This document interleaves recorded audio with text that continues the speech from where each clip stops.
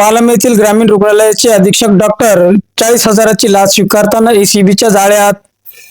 परभणी जिल्ह्यातील पालम येथील ग्रामीण रुग्णालयाचे वैद्यकीय अधीक्षक डॉक्टर रमेश दगडोबा खंदारे यांनी लाचलुचपत प्रतिबंधक विभागाने एसीबी 40,000 रुपयाची लाच स्वीकारताना रंगेहात पकडल्याची धक्कादायक घटना बुधवारी दिनांक 8 एप्रिल रोजी उघडकीस आली आहे।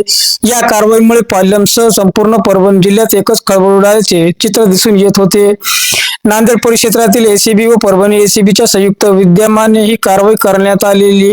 मिळालेल्या माहितीनुसार 32 वर्षीय तक्रारदाराच्या भावाच्या नावावर असलेल्या परिवर्तन labour contractor and multi services फॉर्मच्या माध्यमातून ग्रामीण रुग्णालय पालम येथे स्वच्छता सेवेसाठी टेंडर भरले होते।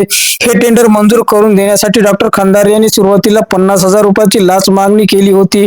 तक्रारीची पडताळणी करताना पंचासमक्ष तडजोड होऊन 40,000 रुपयाचा व्यवहार ठरला। त्यानंतर एसीबीने सपाटात बुधवारी कारवाई केली। डॉक्टर खंदारे यांनी तक्रारदाराकडून 40,000 रुपयाची लाच स्वीकारताच पथकाने त्यांना रंगेहात पकडले। कारवाई दरम्यान आरोपीकडून लाचेची रक्कम व मोबाईल जप्त करण्यात आला असून त्यांच्या वाहनात 15,000 रुपये रोख रक्कम आढळून आली आहे। तसेच आरोपीच्या निवासस्थानी झडतीची प्रक्रिया सुरू असल्याची माहिती सूत्रांनी दिली। या प्रकरणी पालम पोलीस ठाण्यात भ्रष्टाचार प्रतिबंधक अधिनियम 1988 अंतर्गत गुन्हा नोंदणीच्या प्रक्रिया सुरू असून गुन्हा दाखल झाल्यानंतर आरोपीस अटक करण्यात येणार असल्याची अधिकाऱ्यांच्या वतीने सांगण्यात आले।